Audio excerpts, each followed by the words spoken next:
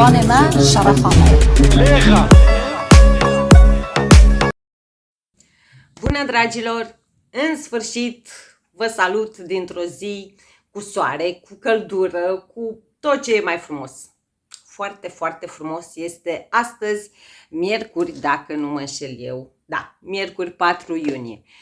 Dacă este pentru prima dată când mă vedeți, să știți că pe acest canal de YouTube nu vorbim despre vreme, ci despre parfumuri, parfumerie și în special despre parfumurile Middle Eastern. Dacă și voi sunteți în aceeași zonă de interes, v-aș mulțumi dacă ați apăsat butonelul de subscribe, implicit clopoțelul, pentru a primi notificare de fiecare dată când eu postez câte un videoclip nou.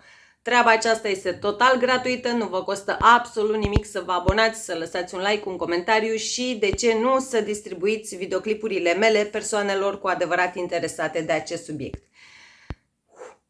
Și pentru că azi e frumos, e soare, e cald, e tot ce trebuie, am ales să port un parfum care, nu știu, în opinia mea, însumează, dacă doriți, toate trebișoarele acestea într-o sticlă, nu știu, pur și simplu excepțională. Mi se pare top 3 sticle frumoase din tot ceea ce am.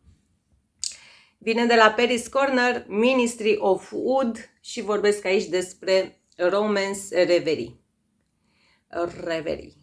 Care, da, uitați-vă o secundă ce detalii are această sticluță. Deci, nu știu, pur și simplu. Și da, mirosul este pe măsură. Ai licii, dar cum să spun eu, nu te gândi la liciul din Eden Sparkling Lychee. Nu. Dacă ai Eden Sparkling Lychee sau dacă ai oricare din inspirațiile acelui parfum, trebuie să știi faptul că acesta, cum să spun eu, dacă nu mă înșel, am făcut aceeași paralelă în clipul în care am făcut unboxing și primele impresii, îl inserez pe undeva pe aici. Acesta este mai feminin, oarecum mai elegant, mai sofisticat, este cu totul altceva. Se inspiră din Anniversary, dacă zic eu bine, habar n-am, sper să nu vorbesc prostii, ceva de la Xerjoff, vi-l inserez pe undeva pe aici. Sinceră să fiu, că multă lume mă întreabă cum de nu știi din ce se inspiră. De multe ori îmi place să iau parfumurile ca atare, da? Nu prea mă pasionează de multe ori din ce se inspiră. Dar da, acesta este 10 din 10, e perfect pentru vară, e perfect ca parfum semnătură, nu știu. Nu are, ce am uitat să spun, chiar dacă vine din gama Ministry of Wood, nu are nici atâta ud, da? Nu miroase a ud, nu miroase Middle Eastern, nu miroase arabesc, nu absolut nimic. Miroase scump. Bun. Ce am pregătit pentru astăzi? Ei bine, o să facem din nou o trântă cu parfumuri, pentru că dacă tot a venit vremea caldă, dacă, nu știu, e genul acela de videoclip atât pentru doamne cât și pentru domni, deoarece vorbim de un parfum pe care eu una l-am simțit și pe domni în jurul meu. Bine, nu știu dacă acum, după ce am testat toate inspirațiile, nu știu dacă era OG-ul sau vreuna din inspirații, veți afla imediat de ce. Disclaimer de la bun început.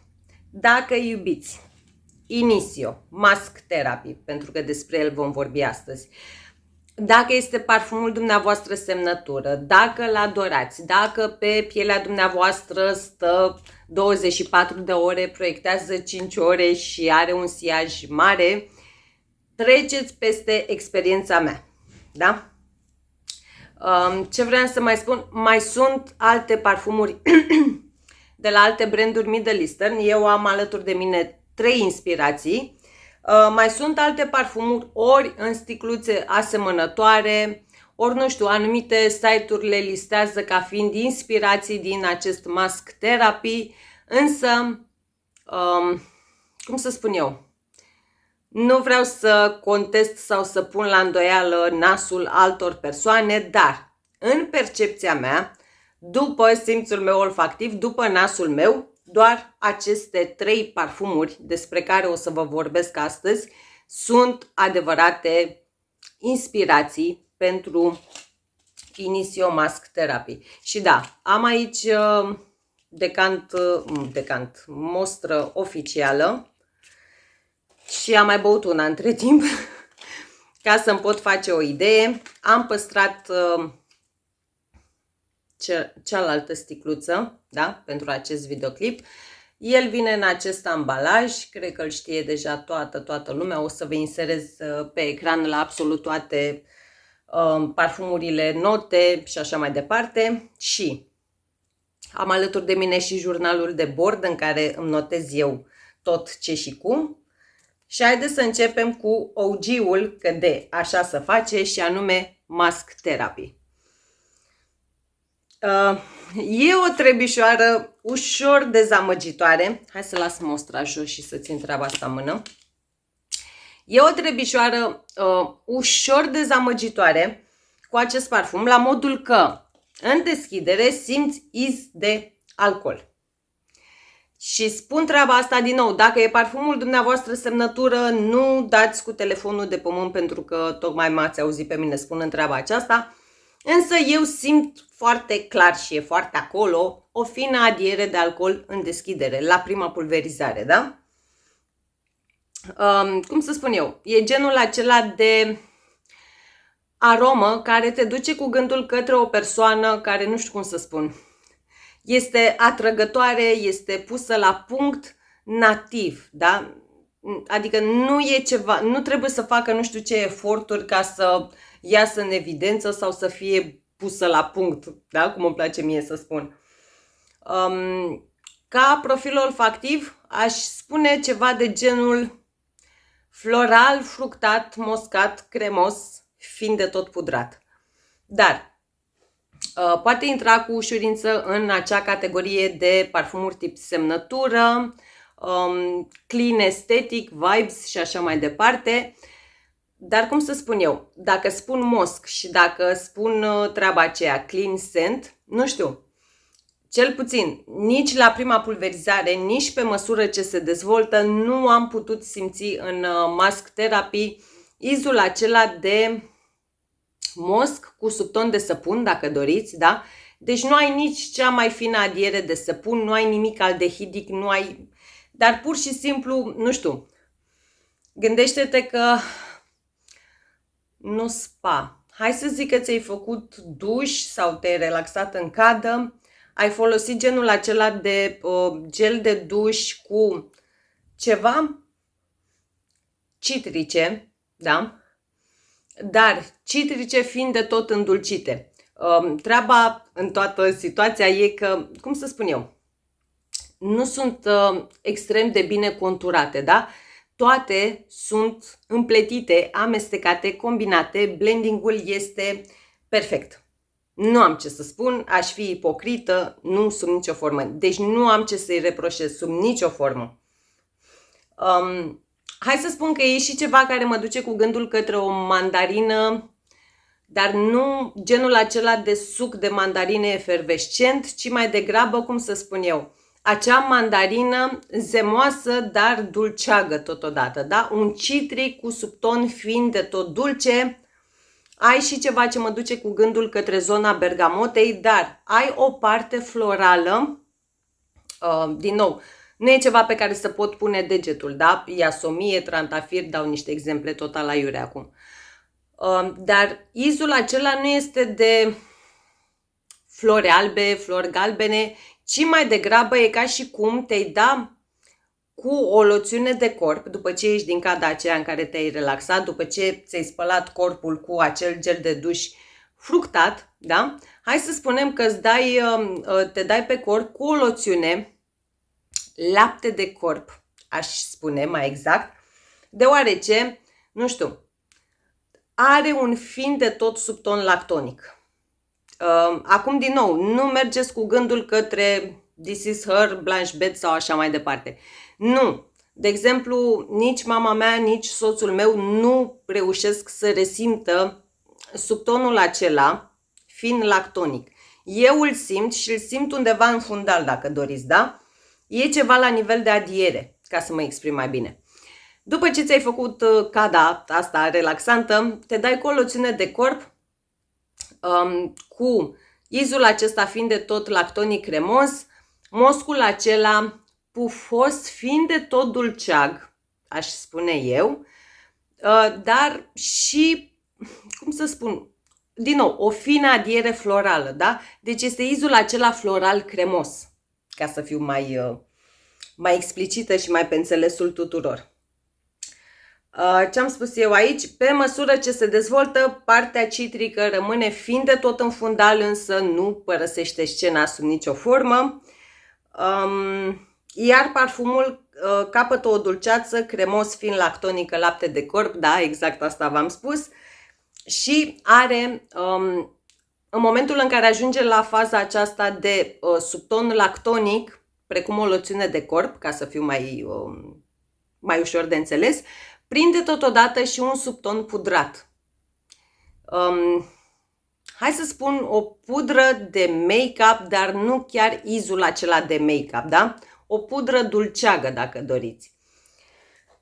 Eu l-am înclinat fiind de tot către latura feminină, strict datorită acestui aspect, da? Combinația aceasta de acord floral lactonic cu subton cremos, plus partea aceea pudrată.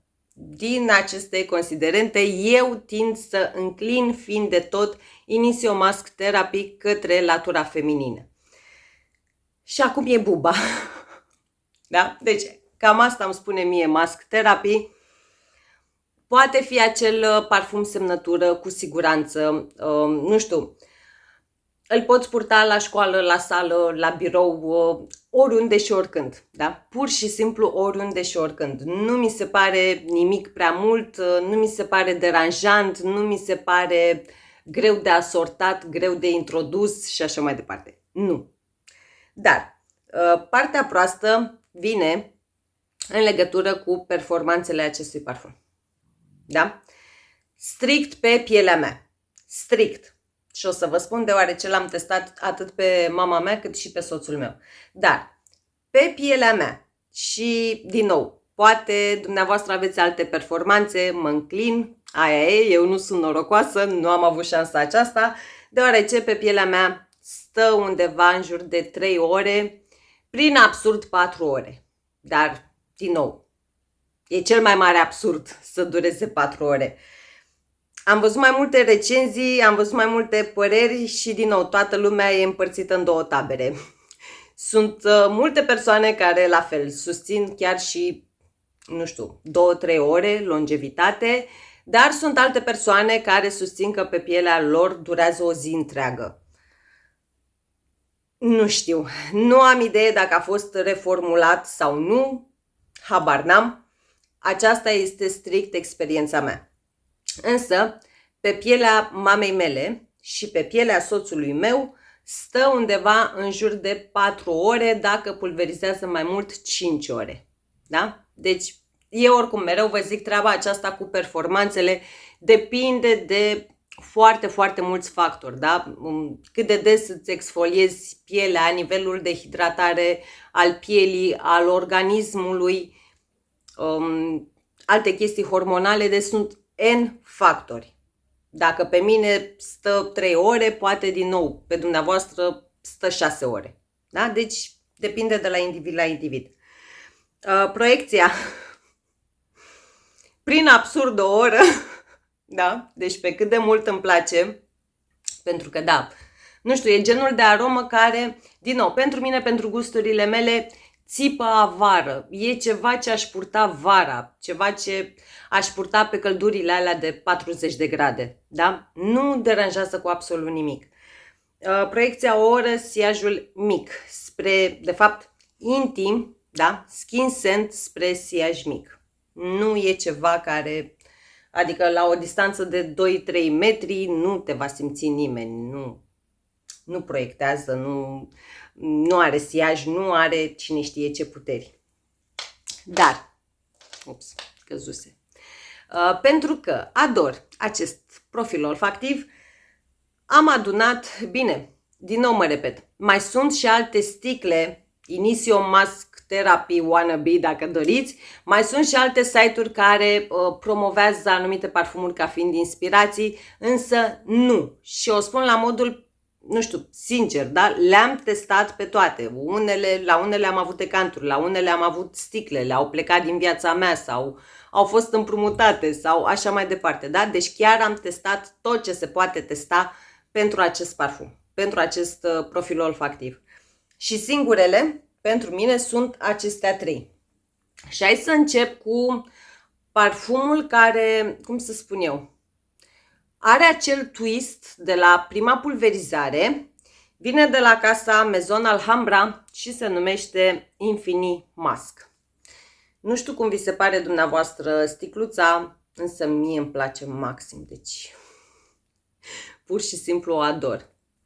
Au încercat ei niște treburi socotel și la capac, da? Să te ducă cu gândul către zona lui Mask Therapy. Este, hai să spun, destul de reușit. Nu pot spune că e un parfum rău. Nu.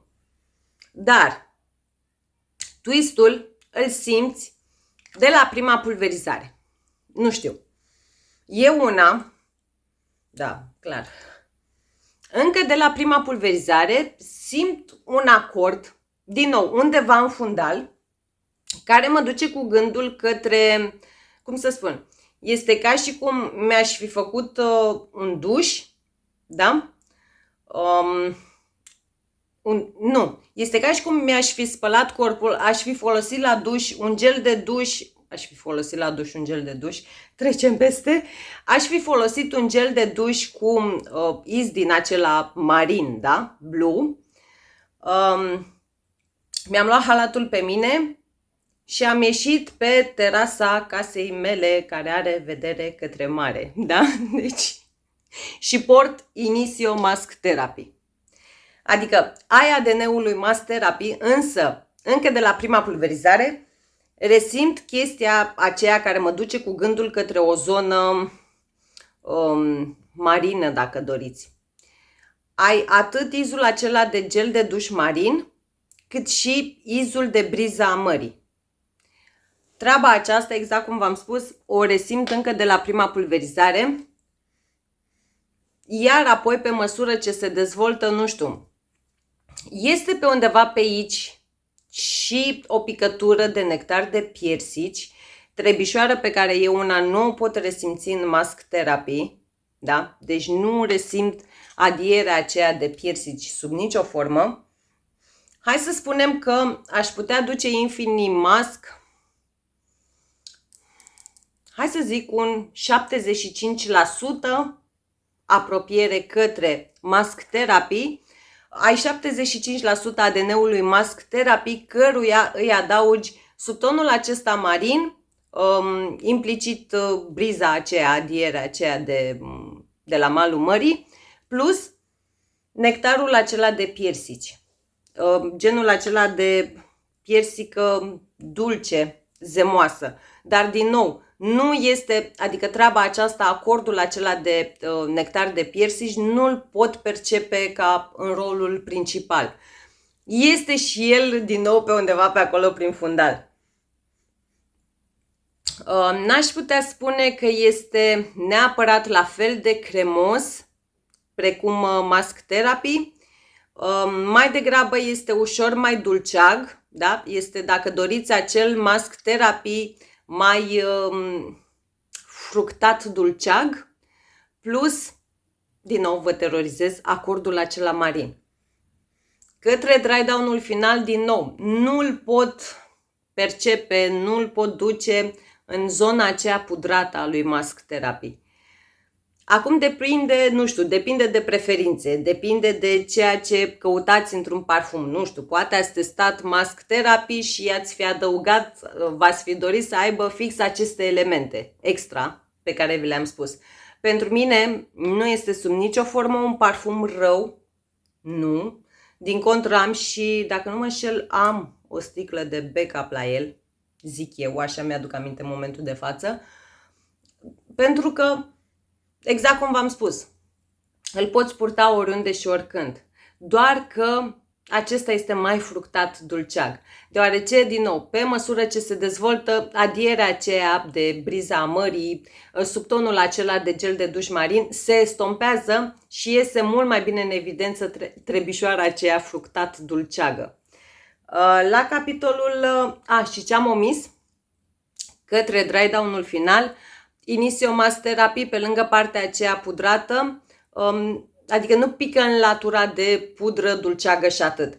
Intervine și un acord lemnos care echilibrează balanța. Ei bine, în Infinity Mask de la Maison Alhambra, în dry down-ul final nu percep sub nicio formă acordul acela lemnos. Da? Și din nou partea aceea pudrată, cum să spun eu, este diminuată. Destul de mult, aș putea spune. Subtonul acela fiind de ton lactonic nu-l percep în acest parfum, nu? Doar mai degrabă genul acela de cremozitate dulce fructată.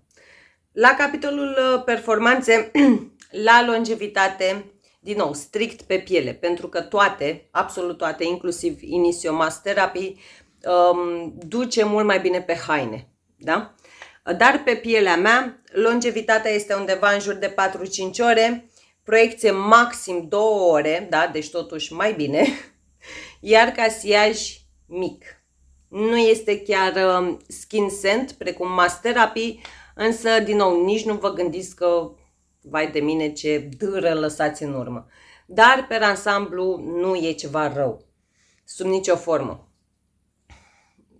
O notă, sincer să fiu, n-aș putea să-i dau, deoarece toate trei sunt divine pentru mine. Trec la următorul, din care mai am foarte puțin. Am păstrat puțin pentru că aveam în cap să fac acest clip de tip versus. Dacă mă urmăriți de ceva timp, ați văzut, nu fac clipuri de tip versus decât la anumite parfumuri, nu știu, pe care le iubesc pur și simplu. Și vorbesc aici despre un parfum al casei Fragrance World, și da, îi șterg capacul ca să știți ce fac aici, și anume Intro Ivory Mask, care vine în acest ambalaj. Din nou, avem aici Intro, da? Au încercat să se apropie foarte, foarte mult de sticla OG-ului, cel puțin de capac. Dar hai să vedem cum stă treaba cu acest parfum.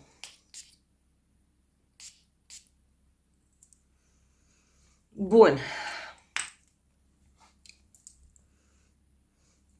Are, nu știu, în deschidere și o trebișoară preț de, hai să zic, 2 minute, adică nu e ceva a la lung.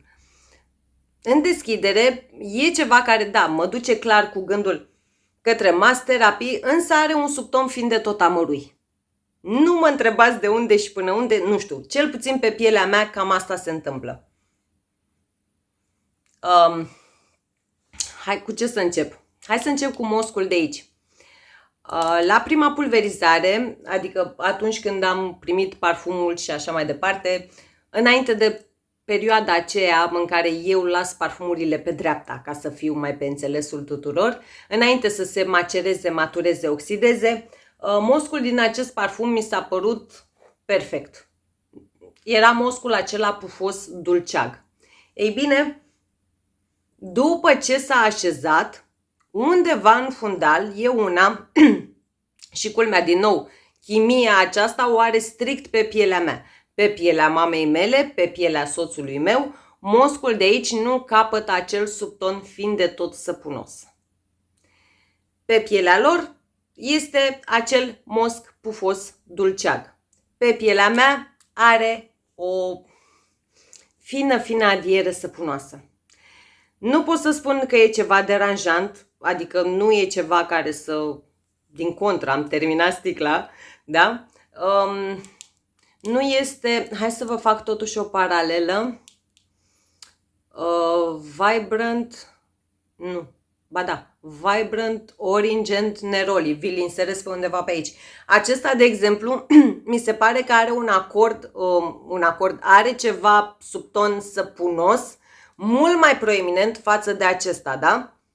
Adică dacă aveți acest parfum și nu vă deranjează subtonul acela fiind de tot săpunos, cu siguranță o să adorați acest Intro Ivory Mask. Din nou, a nu se subînțelege că ele două sunt asemănătoare. Nu au nicio treabă. Pur și simplu nu au nicio treabă.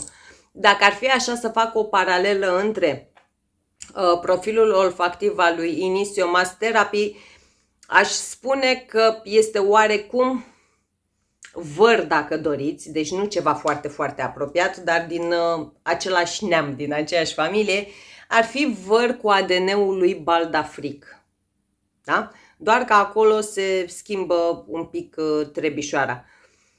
Din nou, nu sunt extrem de apropiate, Initio Mask Therapy de Baldafric, însă sunt așa, niște rude ușor îndepărtate. Bun, ce mi-am notat eu? Deci în afară de treaba aceasta cu acel mosc cu fin de tot sub ton săpunos, acesta Intro Ivory Mask de la Fragrance World nu mi se pare la fel de pudrat precum OG și nu la fel de cremos. Însă, la nivelul de acuratețe, dacă doriți, este mult mai apropiat de OG față de varianta celor de la Maison Alhambra. Adică aici twistul e de la bun început până în dry down-ul final. Pe când varianta celor de la Fragrance World, la nivel de acuratețe, e mult mai bine definită, e mult mai bine predat, dacă doriți, ADN-ul acestui parfum. Dar, din nou, ce mi se pare diminuat către dry down-ul final, din nou acordul acela lemnos. În acesta, în varianta celor de la Fragrance World, am senzația că combinația pe care eu o regăsesc în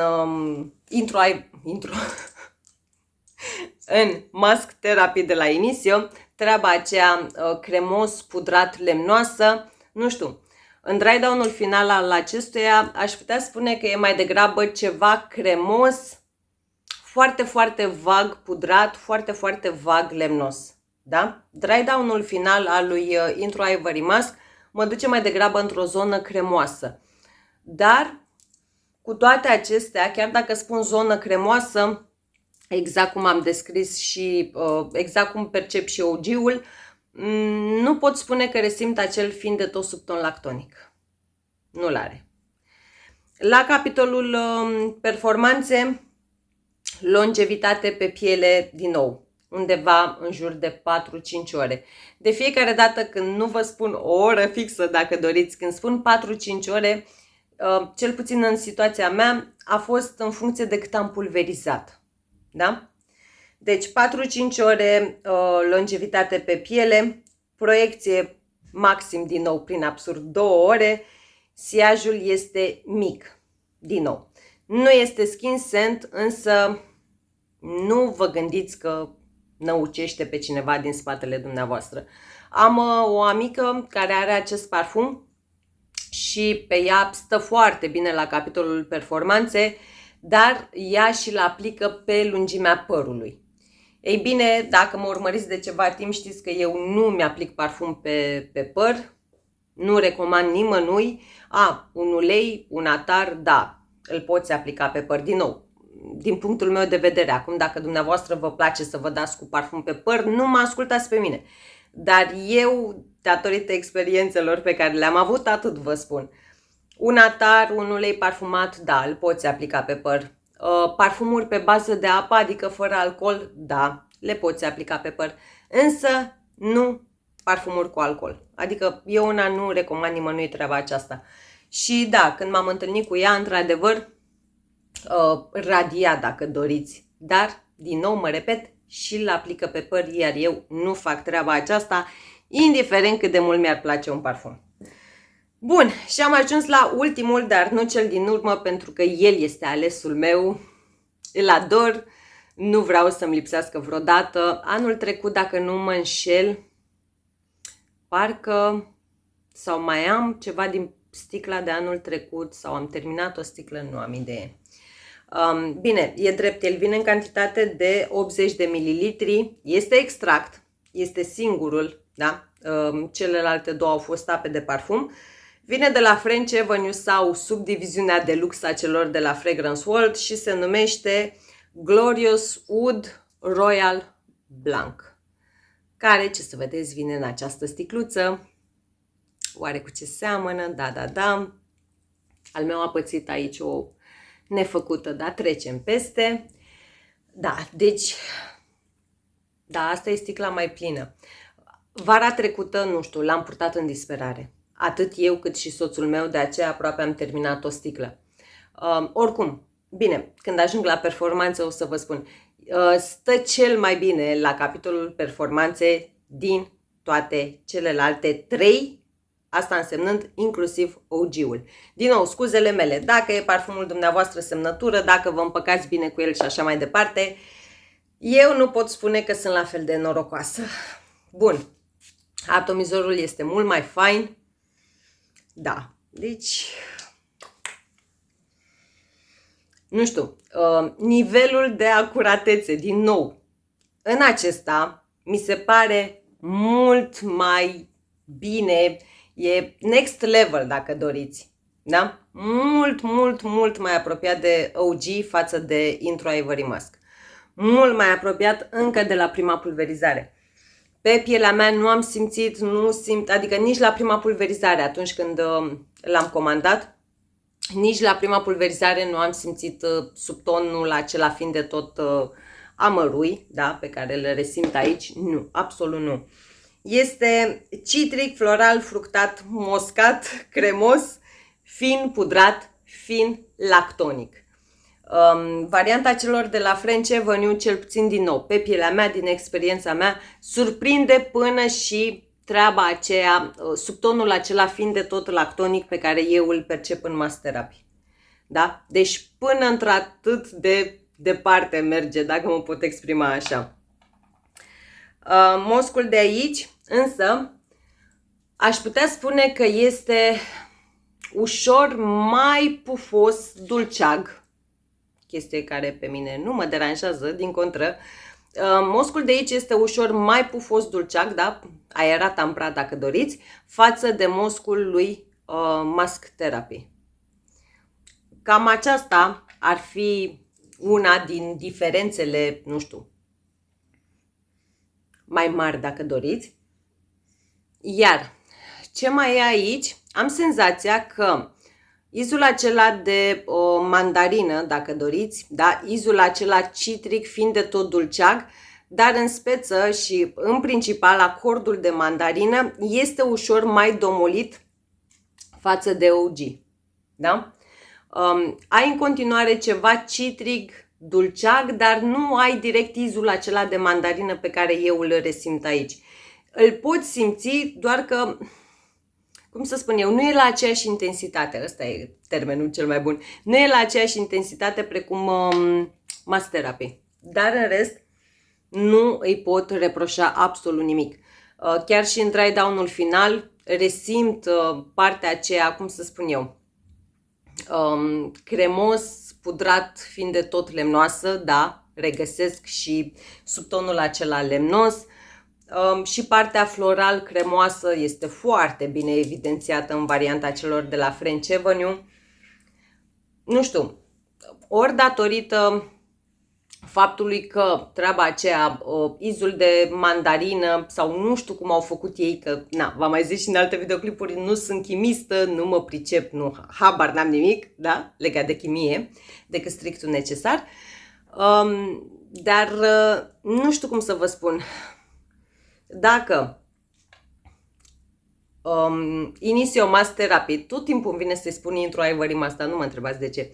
Dacă Initio Mass Therapy, eu îl înclin fiind de tot către latura feminină, varianta celor de la French Avenue nu știu. Mi se pare perfect unisex. Nu știu de ce treaba aceasta. Ori e ceva pe psihic, deoarece, exact cum v-am spus, mă repet pentru ultima dată, promit.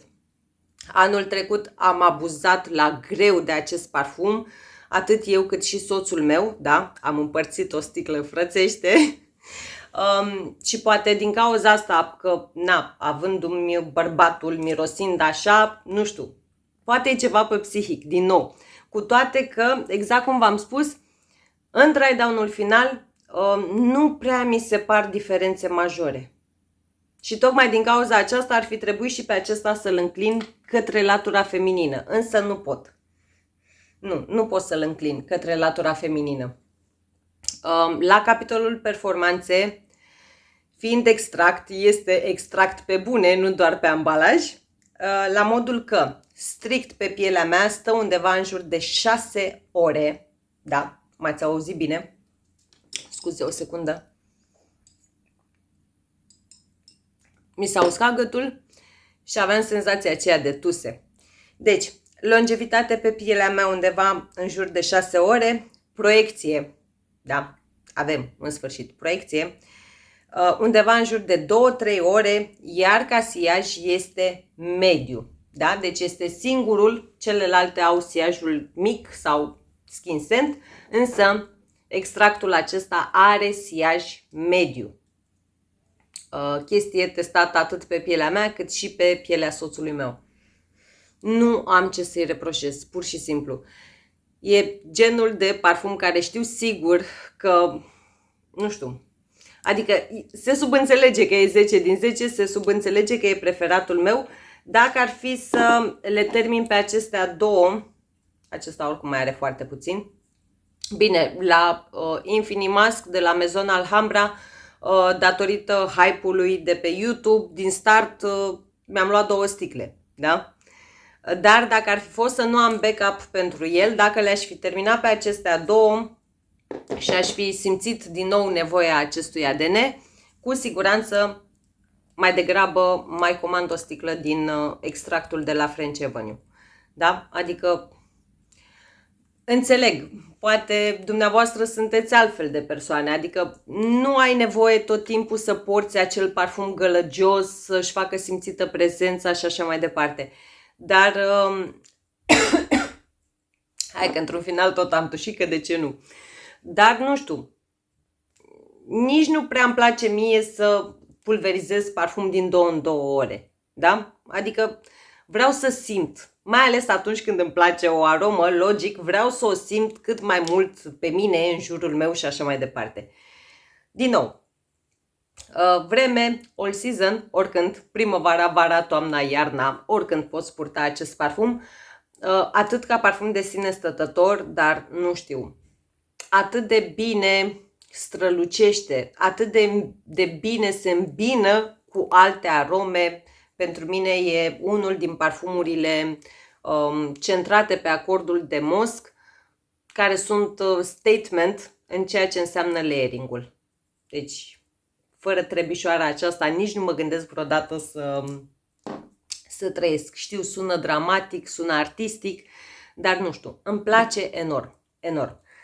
De asemenea, nu știu, și OG-ul, da? Că până la urmă el a fost primul. Este frumos, dar nici n-am idee cât costă în momentul de față. Raportul calitate-preț, hai să mă exprim așa, nu e cea mai bună afacere. Sub nicio formă. Adică și dacă îți comanzi toate celelalte, toate cele 3 inspirații, da? Tot nu cheltui cât dai pe o sticlă de la Initio, da? Acum din nou, a nu se înțelege greșit. Fiecare poartă ce vrea. Parfumurile se dezvoltă diferit de la individ la individ. Fiecare prinde performanțe diferite.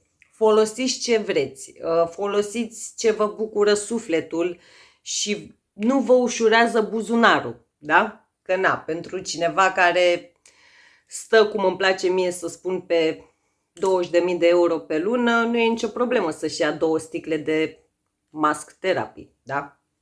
Și aia se pulverizează și din dreapta și din stânga. Dar pentru noi, pentru muritorii de rând, nu cred că e o chestie tocmai ok. Bun, și hai să mă opresc, că deja o dau în lecții de economie și la cât dau eu pe parfumuri chiar nu sunt un exemplu bun de urmat. Dar asta sper să nu vadă soțul meu acest videoclip, dar nu mai contează. Dacă le-ați testat, dacă le aveți, lăsați-mi și mie impresiile dumneavoastră în secțiunea comentarii, adică, nu știu, cine urmărește videoclipul meu să vadă și alte păreri și alte recenzii în comentarii.